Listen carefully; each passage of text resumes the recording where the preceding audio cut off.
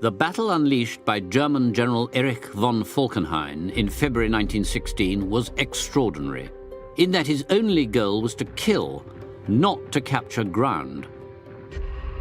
The fighting prompted acts of extraordinary heroism and also prompted slaughter on a terrifying scale. Very nearly 1 death per minute, night and day, for the entire 10-month duration of the battle. Verdun became a symbol of the French will to resist, and what happened here determined the course of the war. 90 years on, for many French men and women, Verdun still has an iconic significance. But what bearing does it have on that titanic struggle which looms so large in British history? The Battle of the Somme, which began in July 1916. In my view, it is impossible to understand one without studying the other. How was it that the Battle of Verdun led inexorably to hundreds of thousands of British casualties on the Western Front? I mean to cast a soldier's eye on the strategy and tactics of these huge battles, to offer a glimpse inside the minds of the generals who fought them.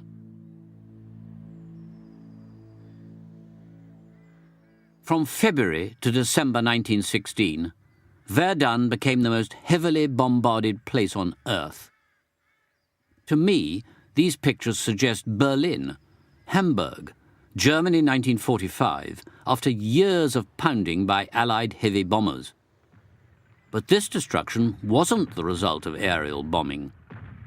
It was caused by German artillery shells, each one of them loaded by hand, aimed and then fired, sometimes from a distance of 25 miles. Verdun's a tiny city. Some people would call it a town, with only 22,000 inhabitants, then and now. During just one 4-month period of the battle, 24 million shells were fired by German and French artillery in the Verdun sector.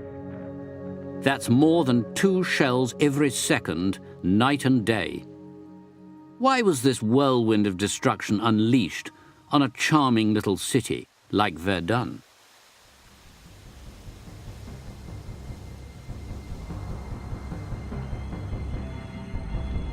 By 1916, all hopes of a quick victory for Germany and her allies had been dashed. The armies that had charged through Belgium and much of France in 1914 had been repulsed, and the Western Front had now experienced 12 months of stalemate, trench warfare. The German Kaiser, Wilhelm II, had expected to be in Paris long before this. Falkenhayn, his commander-in-chief, needed to renew the pressure on the French, to crush them. But where and how? It's the answer to that question that makes the saga of Verdun especially poignant and especially sinister. Von Falkenhayn planned to fight a battle of attrition, slaughter on a massive scale. His aim, he said, was to bleed France white. But why here? Why Verdun?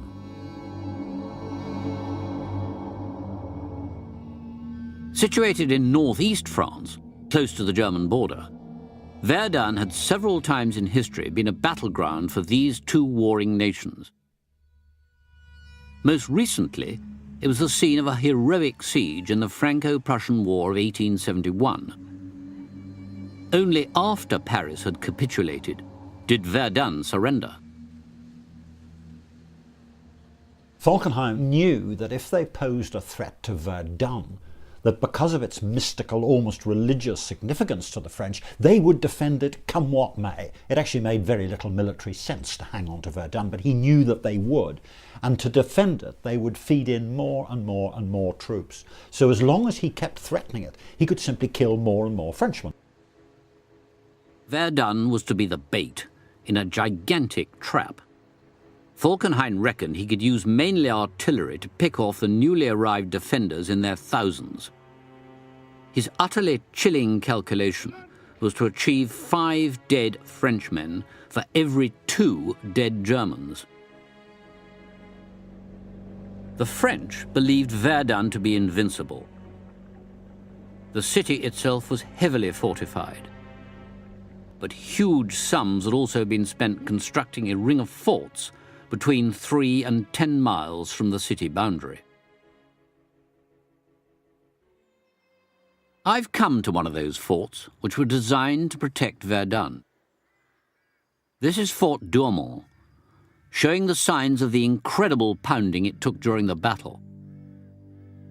It's the largest of the forts, and in 1916 said to be the strongest fortified position in the entire world. You can see from up here why it's so important. At about 1,300 feet above sea level, it's the highest point within about a 20-mile radius and forms part of what soldiers call the vital ground. What's visible on the outside barely indicates how large and powerful the fortress was. Deep below these grassy slopes are a massive roof, comprising a layer of concrete, below that sand, then stone, altogether 30 feet thick, and all designed to withstand plunging shellfire from long-range enemy howitzers or siege artillery.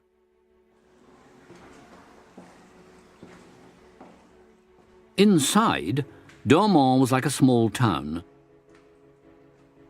with a maze of stone galleries leading to barrack rooms where the garrison of roughly 500 soldiers slept, alongside storerooms for food and ammunition. Guns bristled from every angle. This, the 75mm medium-range weapon. Construction began in 1885 and went on right up until 1913, costing 6 million gold francs, 245 million pounds today, a sum which would have paid the wages of 300,000 French soldiers for a year. Douaumont was a source of huge national pride. The defences of the fort were essentially an outer ring of barbed wire, inside which there was a deep ditch. Once you got into the ditch, you would be brought under fire from machine guns.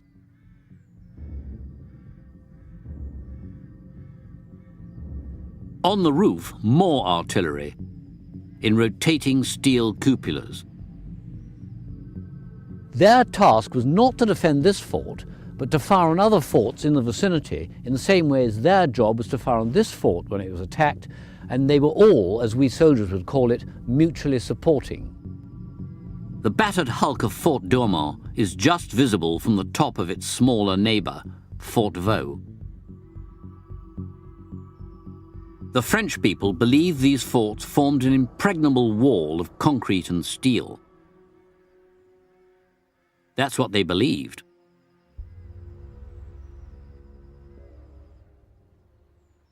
Despite its key position, Verdun had been enjoying a relatively quiet war. Life inside the forts was much safer and much more comfortable than huddling in a muddy trench further up the Western Front. Guarding Verdun was a cushy number, often a posting for second-rate troops. Some French officers worried that Verdun was a weak spot, and the Germans were about to test that view. The attack would be codenamed Operation Gericht. Gericht means place of trial or judgment. Verdun was to be the critical trial of strength. The French had built outer defences, strong points and bunkers in the heavily wooded country leading down to the Meuse. They would be the Germans' first targets. As a general, I want to achieve an element of surprise, but how am I going to secretly assemble the vast quantity of weapons and ammunition that I'm going to need? The materiel ordered for the assault on Verdun was on a huge scale. The Germans brought up over 850 artillery pieces, including railway-mounted siege guns, A key factor in the decision to target Verdun was the excellent German railway network in this zone. Munitions factories had turned out some 2.5 million artillery shells simply for the initial phases of the bombardment and assault. Getting these to the front line, let alone the men, required 1,300 train loads, a massive and highly visible exercise in logistics. Today, I'd be supplied with a mass of surveillance data from aerial reconnaissance, from unmanned, remotely controlled small aircraft known as UAVs, and from satellites. The Germans had seized the initiative before the battle began and largely cleared the skies of French reconnaissance planes.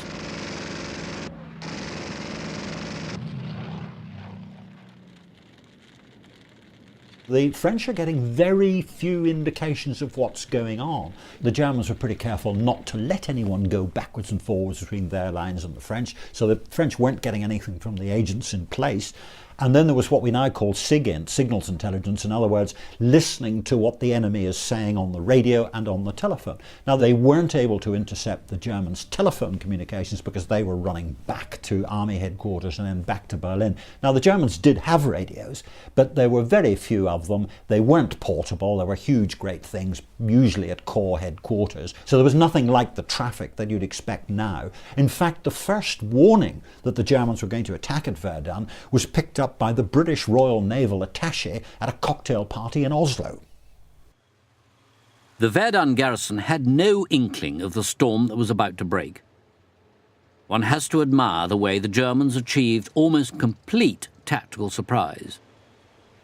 Everything had been meticulously planned. The first attack required 72 battalions, that's 72,000 men. They were infiltrated by night and housed in over 100 underground bunkers called Stollen here in the forest.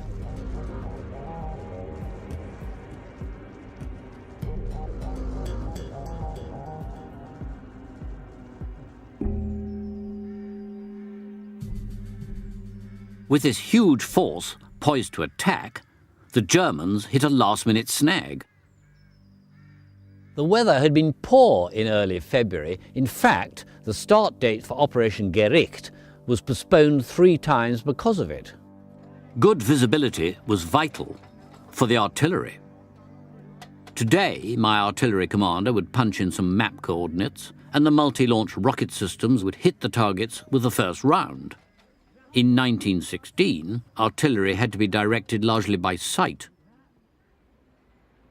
They might raise a tethered balloon with a telephone line running back down to ground for the spotter to notify the fall of shot.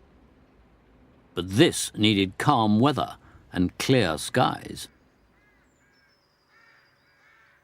Finally, on Monday, February 21st, 1916, visibility had cleared.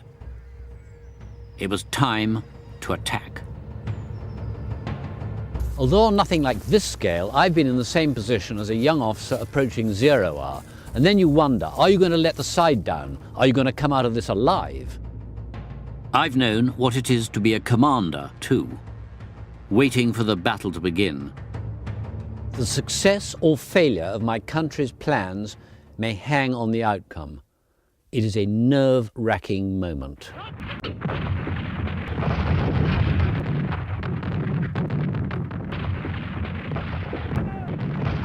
The shelling of the city began at precisely 7:12 a.m.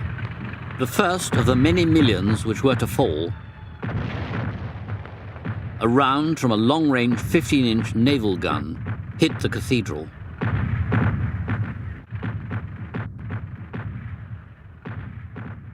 In the propaganda of the time, it was put down to what the British called German frightfulness, but was probably a shot aimed at one of the bridges that went astray.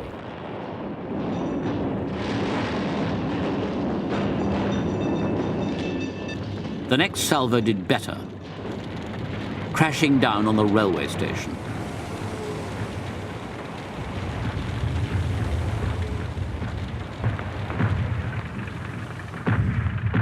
For the defending troops 10 miles north of Verdun city, The artillery barrage directed their way must have been utterly terrifying.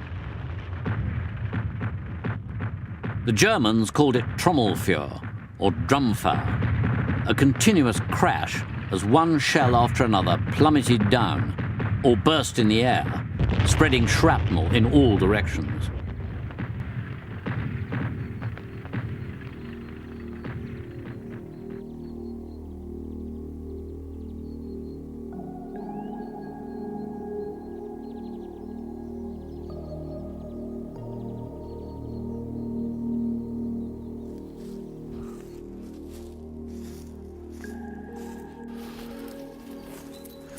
Every one of these dips and hummocks is a shell hole, 90 years old.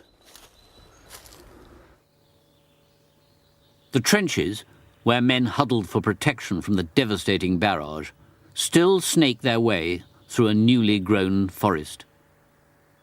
Every tree was turned to matchwood by the shell fire of 1916.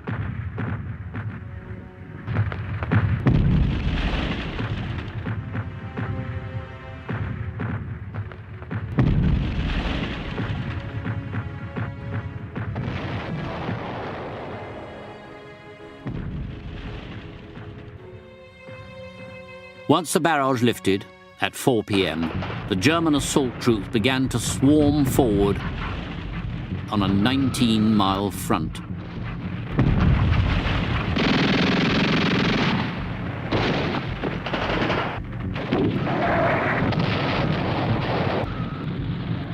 A flamethrower attack on men of the French 51st Division wreaked havoc, sending them back in total disorder, many of them with their hair and clothes on fire.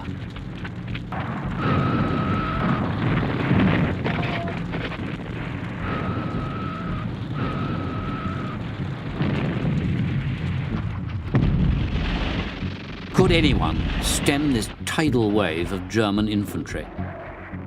Here, in what's known as the Bois de Corps, an especially fiery character stood in their way, and this is his command post. Émile Drian was something of a Winston Churchill figure, in that he was half politician, half military man, and a popular writer too. Drian was an elected deputy in the French Parliament. On the outbreak of war, approaching 60, he re-enlisted as a lieutenant colonel. He complained loud and often that Verdun was a disaster waiting to happen, which infuriated the army brass. But now Drian's warnings were being borne out, and he was right here in the front line, commanding 2 battalions of chasseurs, or light infantry.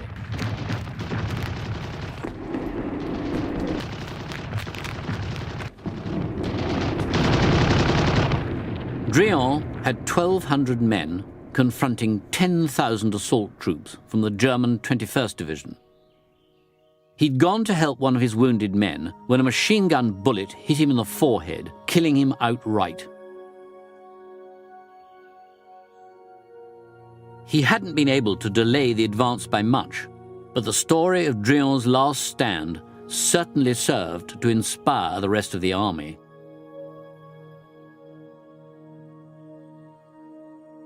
The material effect of our bombardment had been rather below our expectations.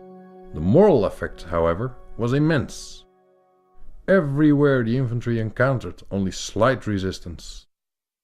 Thus the verdict on the first day of the attack from the German general on the spot, the Kaiser's son, Crown Prince Wilhelm. The eldest of the Kaiser's 5 sons, the prince was 33 years old and didn't look very soldierly. All through the war he was painted as a figure of fun, dubbed Little Willie. But his military record belied his appearance.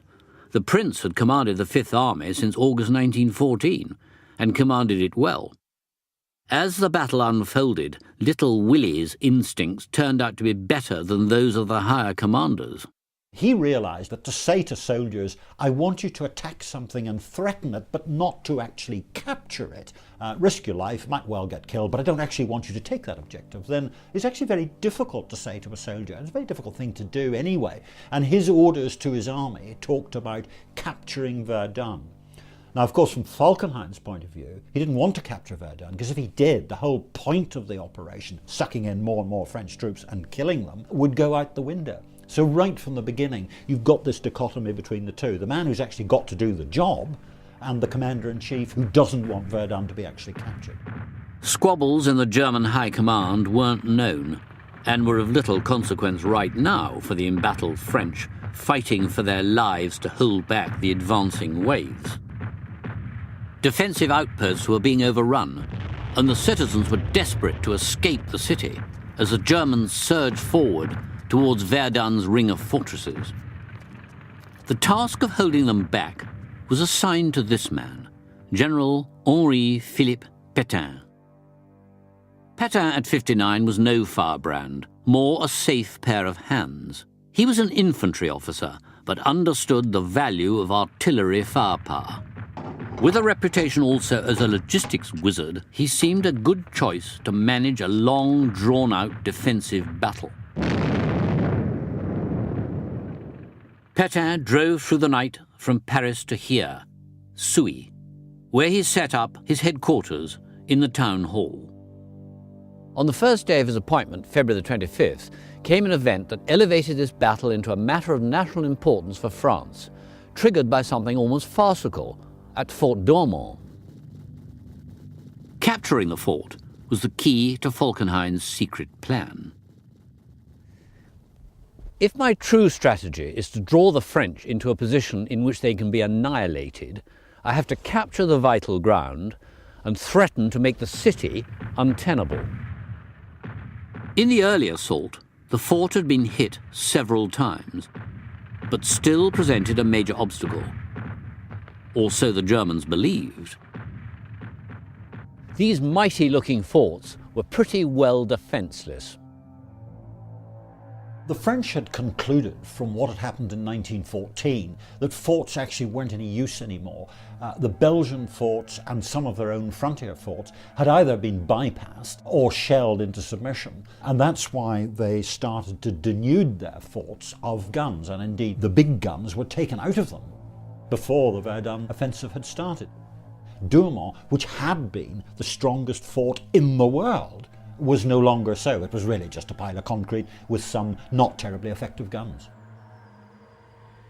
What the Germans didn't realize was that instead of the regular garrison of 500 men, there were just 58 territorials, older soldiers recalled for local duty, and a warrant officer. Instead of manning what defences were left, most of them were sheltering deep in the bowels of the fortress. 9 pioneers of the 24th Brandenburg Regiment, led by Sergeant Kuntz, crept close up to the fortress, confused as to why no one was shooting at them. Chancing their luck even further, they spotted an open gun port. The sergeant ordered his men to form a human pyramid. Kuntz climbed up and squeezed inside.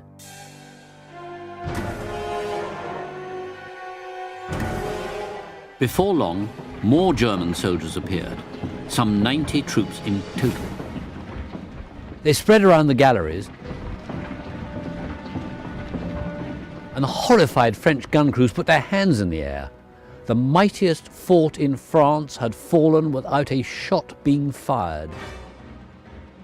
In Verdun city, there was panic.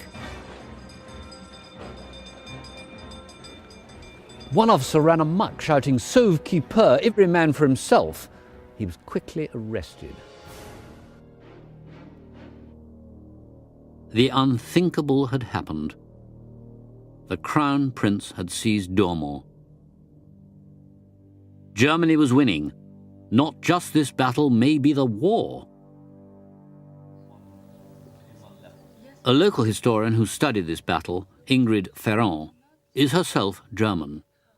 Could you tell us what the reaction was in Germany to the capture of this great fort?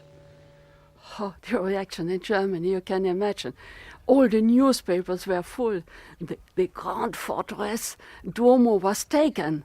And the children, they had no school, and there was bank holidays for everybody, and all the bells were ringing. Everybody thought the war will be over.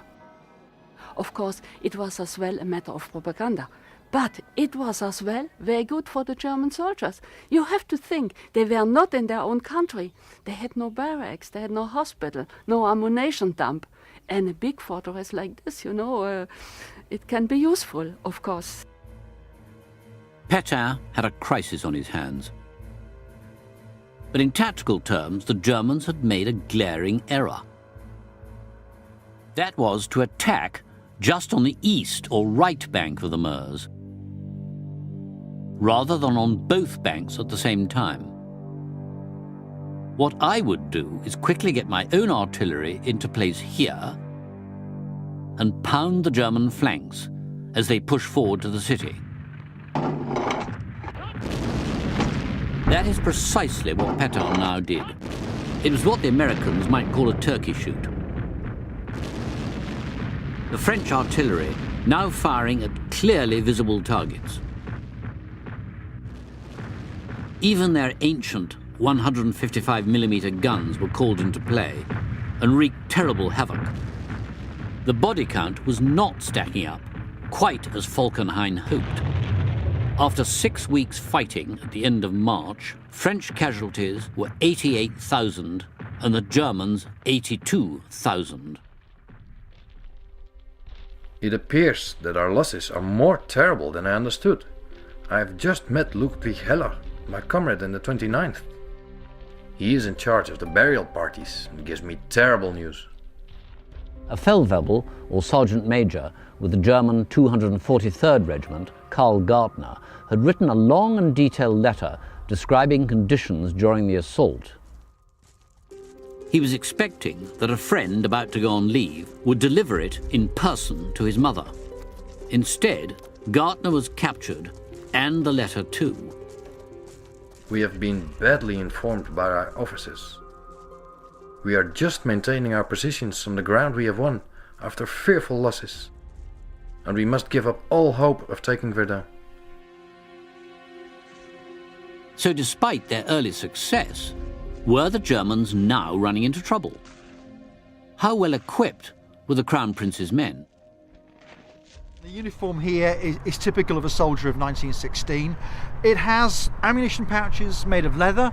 It takes total 90 rounds, there's not many. The rifle is the Gavin 1898 and it takes 5 rounds in the magazine, not 10 rounds as in a British weapon.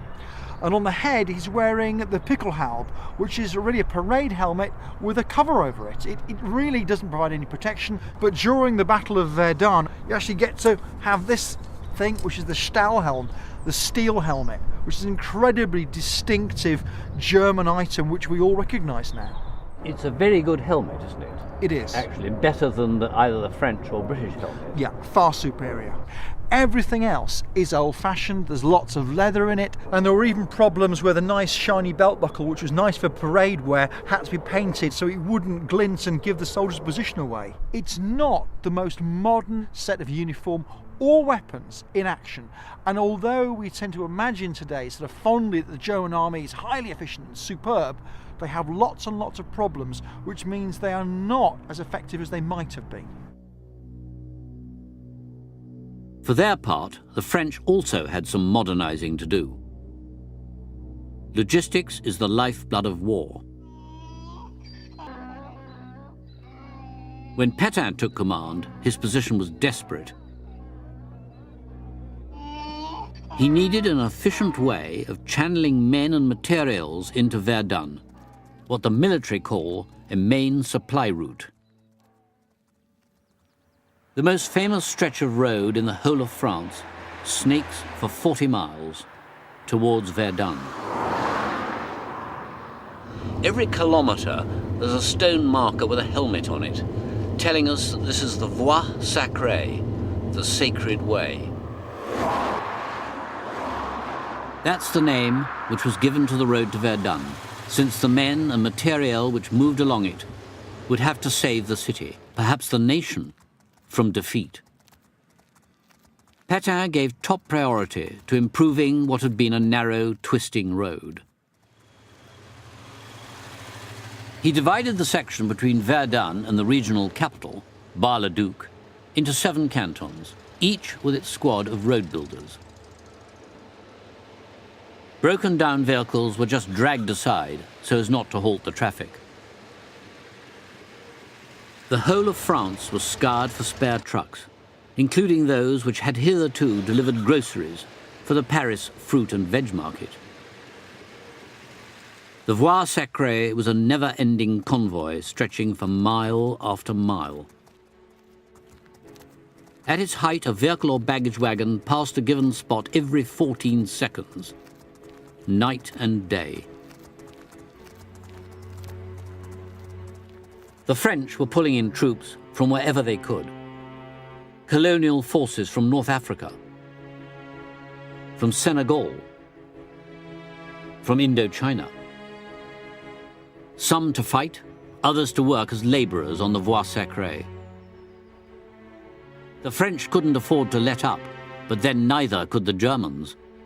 They saw Verdun as the key to winning the war. What was Germany's long-term strategy? Her key enemy was not France, but Great Britain, or England, as Falkenhayn would have said. The Germans initially hoped that the British would not come into the war. Not because of the British Army, which was tiny and so far really wasn't having much effect on the Western Front, but because of the Royal Navy, which was stopping the Germans importing things that they needed, foodstuffs and raw materials, and of course because of Britain's pocket. Britain was the richest country in the coalition against it. Britain was the richest country in the world. Britain was making loans to the French, most of which weren't being paid back. And as far as the Germans could see, it was British money that was keeping the coalition against them going, and the Royal Navy that was eventually going to strangle them. Falkenhayn reasoned that he could, as he put it, remove the strongest sword from Britain's hand by knocking out the French. It was to prevent that happening that the British would fight their most costly and controversial battle of the war, the Battle of the Somme. At a summit of Allied leaders in December 1915, Britain had agreed to take part in a major combined Anglo-French offensive set for August 1916. Planning was barely underway when the Germans unleashed their ferocious assault on Verdun. Now, instead of supplying 40 divisions for the Battle of the Somme, French Commander-in-Chief Joseph Joffre made it clear he could only spare 5. As the Verdun battle goes on, Verdun is the focus of the whole of the French army on the Western Front. Everything else that they do is effectively closed down. They go on the defensive. On the Somme, Britain's army of raw recruits would have to bear the brunt of the fighting. And what's more, August would be too late, because the Battle of Verdun was nearing crisis point.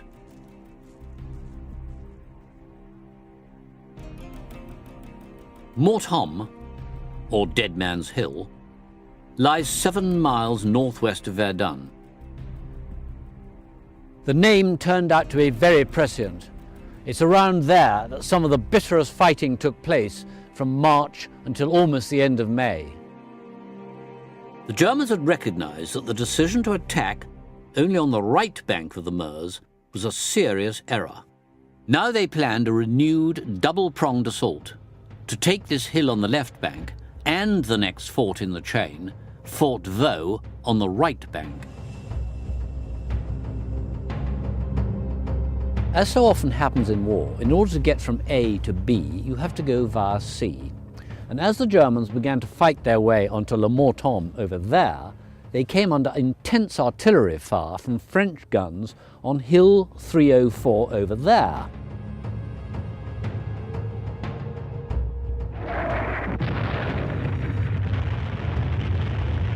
And so a ferocious struggle now began for Hill 304, with 7 German divisions ordered to take the summit. The Germans attacked in big columns of 500 men, preceded by waves of sharpshooters. It is absolutely impossible to describe what losses the Germans must suffer in these attacks. Nothing can give an idea of it. Under the storm of machine gun, rifle, and artillery fire, the German columns were ploughed into furrows of death.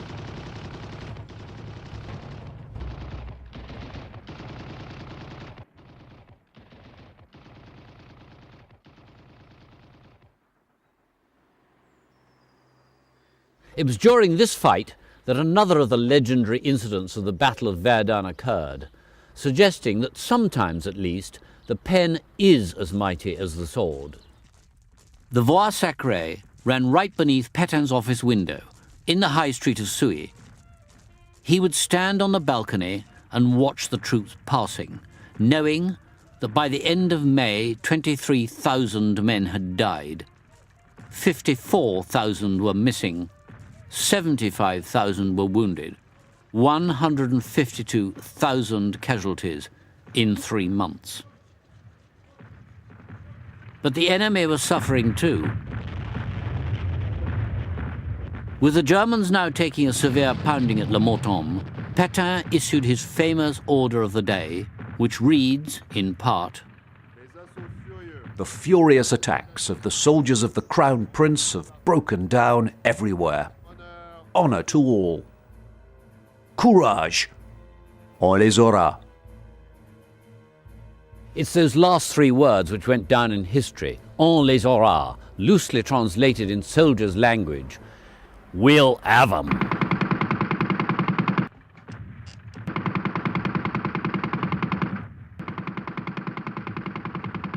The ferocity of the fighting is something that even I find hard to imagine. This is Fort Vaux, the scene of such intense combat that the stone and concrete facade came to look more like a series of caves. Vaux was the next strong point on the Germans' hit list. But in early summer it was still in French hands. After the shame of Fort d'Ormont, the French decided to hang on to their remaining forts at all costs. But would anyone volunteer to take command in what was practically a suicide mission? HQ said a wounded officer would do, since he'd almost certainly be killed or captured. And so it was that 49-year-old, 3 times wounded, Major Raynal hobbled forward to take on this task. Initially, Raynal had 600 men under his command, armed with rifles, machine guns and grenades. They knew it was only a matter of time before the Germans burst into the fort, and so built barricades in the tunnels themselves.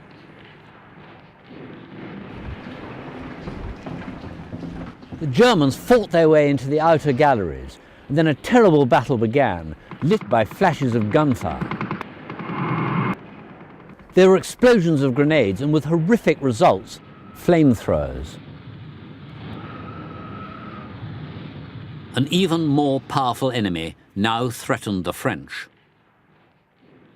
The level of drinking water in the fort's cistern had been wrongly measured, and now the defenders were on the brink of dying of thirst. They licked moisture from the stone walls. Some even drank their own urine. They'd held back the German Sixth Army for a week, but were now completely cut off, only able to communicate by carrier pigeon.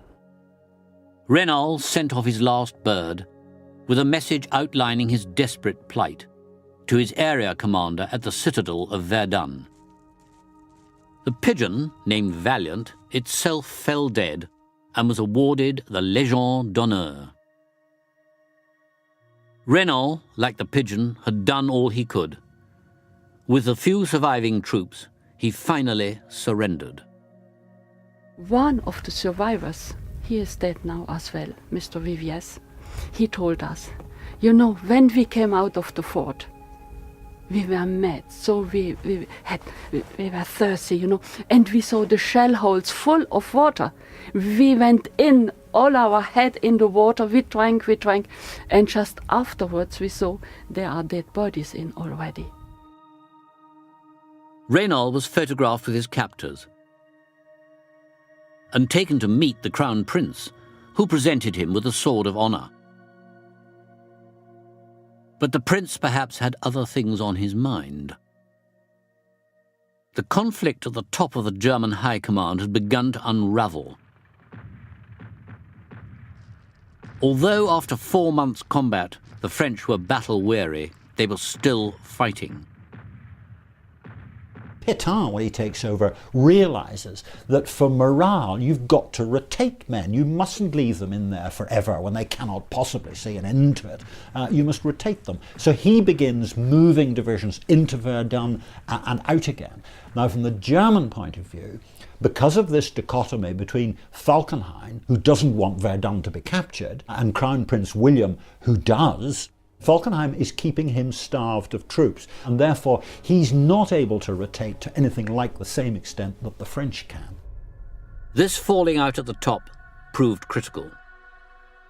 The German tide of victory was about to reach its high watermark.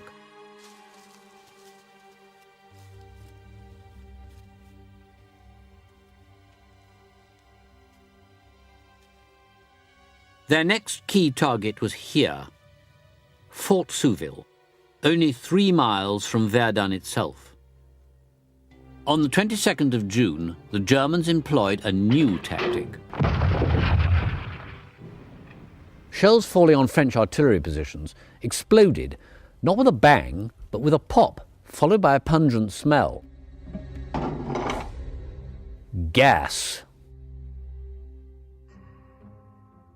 But the defenders were prepared. Gas had been used by the Germans in other sectors previously, and most of the French troops had been issued with gas masks. Or if not, had devised their own. On this occasion, the French gas masks worked quite well. The attack was on too narrow a front, and although the French line was badly dented, it held. The main body of German troops tried to battle their way through the French defence lines, coming within 1,000 yards of Fort Souville, but were then halted. Only a small contingent from the 140th Regiment reached the top of the fort, from which at last they could see the spars of Verdun glinting in the valley below, but they were driven off. The tide had finally turned.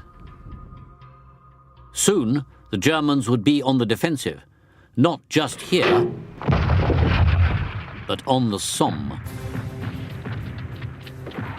On the 1st of July 1916, the long-planned Anglo-French offensive had begun. Despite almost 60,000 Allied casualties on the opening day, and heavy losses thereafter, it was clear to the Germans that this was the big push that had been rumoured for so long. Verdun was no longer centre stage. On July the 12th, the offensive at Verdun was abandoned. Falkenhayn's strategy of slaughter had proved as deadly for Germany as it had for France. In August, he was dismissed. His successor, Paul von Hindenburg. The Kaiser's instructions now were to find the least costly way of shutting down the Verdun front.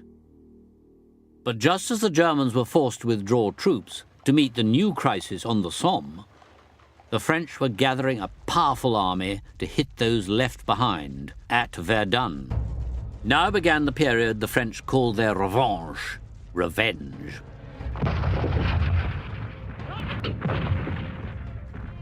Eight and a half French divisions, 60,000 men, prepared to force the Germans back from the ground they'd won, especially Fort Douaumont. The French had now called up 650 guns, including railway guns, well behind the lines. On October the 23rd, a giant shell plunged through the 8-foot thick concrete roof of Fort Douaumont, killing 50 Germans in the sickbay. Another devastated a barrack room. The fort filled with poisonous fumes, and the garrison commander gave the order to abandon. Within 24 hours, Fort Douaumont was back in French hands. Fort Vaux, the scene of Major Raynal's last stand, was retaken a few days later. The French had seized back ground that the Germans had fought for 4.5 months to win. The final French assault took place in December. The Germans were pushed back almost to the line they'd started from 10 months earlier. They surrendered in droves. Defeated and demoralized, 11,000 were taken prisoner and paraded through the city they'd pounded so mercilessly. The Battle of Verdun was over. But what had it achieved? And what had it cost?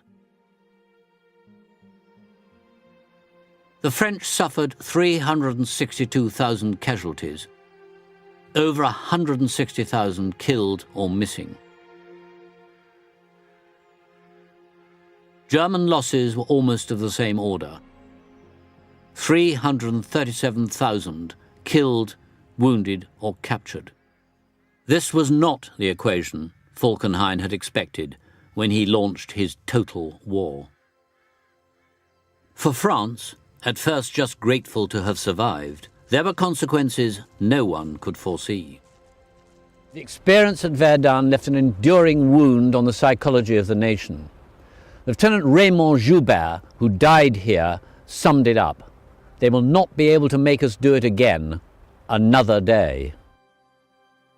The following year, the exhausted French army came close to mutiny. It was the British army who now took the main offensive role, which led to ultimate victory. Pétain is remembered now rather as the leader of the shameful Vichy regime after Germany's conquest of France in World War II. But that is to leap forward one generation and one war. In 1916, the heroic, stubborn defense of Verdun not only saved France, but determined the course of World War I. It was a battle which produced all kinds of heroic utterances. To borrow a phrase from a little later in history, this was their finest hour.